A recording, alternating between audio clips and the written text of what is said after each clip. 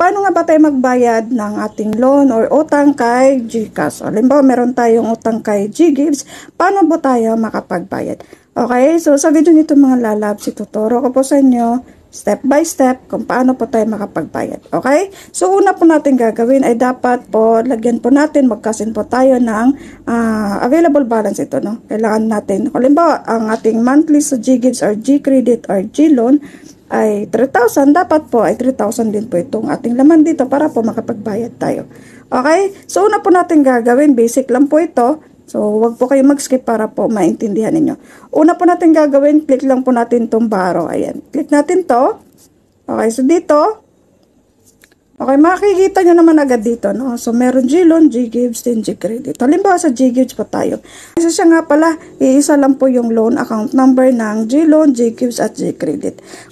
O halimbawa po pala na hindi nyo mabuksan yung account niyo, no? Hindi nyo mabuksan yung GCash account niyo, pwede po kayo magbayad sa ibang GCash account basta alam niyo po yung GLoan account number. Kung hindi niyo po alam yan, si GCash po ay magte-text yan sa inyo or kaya ay mag-i-email yan sa inyo, babantayan nyo po yung inbox niyo doon kasi nandun po yung GLoan account number. So kunin nyo lang po yon at magbabayad kayo sa ibang GCash account, ilalagay nyo po yung loan account number, no?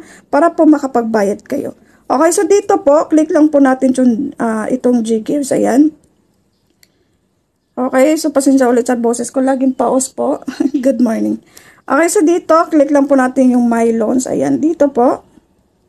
Okay, so dito, kung makikita nyo sa akin, due ko na ngayong araw. Kasi pag lampas na kahit isang araw lang, ang laki na ng, ang tawag ito, ang laki na ng interest, no? So, mas maganda before or due date, talaga magbabayad tayo. Hindi yung lampas na kahit isang araw. Okay, so magbabayad na tayo, no? So, ganyan, pay now lang tayo. Tapos, siya nga pala, pasensya sa ingay, nasa tabi lang tayo ng kalsada, no?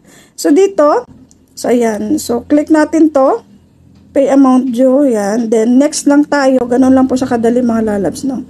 So, ayan. So, pay lang tayo. Sundan nyo lang po. Okay? Okay. So, ayan. Screenshot nyo to para meron po tayong proof na nakapagbayad po tayo, no? Ito po yung loan account number pala, oh.